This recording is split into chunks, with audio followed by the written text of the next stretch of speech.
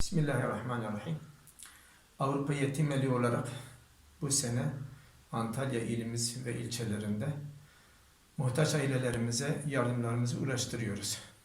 Bize yardımlarını gönderen, yardım kolilerini gönderen, gıdaları gönderen hayırseverlerimize evvela Allah razı olsun diyoruz ve yardımlarını, devamını bekliyoruz.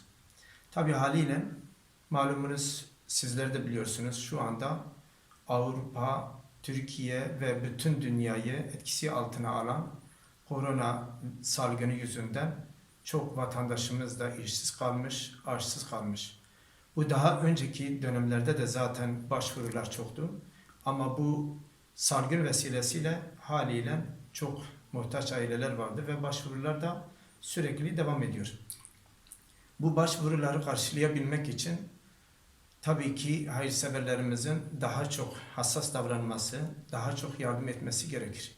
Bu yardımları devam ettikçe inşallah Teala bizler de Antalya ve ilçelerimizde elimizden geldiği kadar onların hayırlarını muhtaçlara ulaştırma babında köprü görevini yapacağız ve işimizin başında olacağız.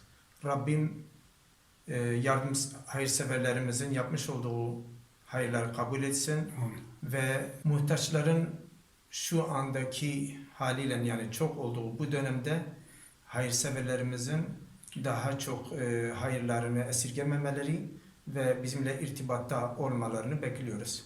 Rabbim hayırseverlerimizden razı olsun ve bu sıkıntıları hem toplumumuz hem İslam toplumu üzerinden, bütün İslam alemi üzerinden bir an önce kaldırmasını temenni ediyoruz.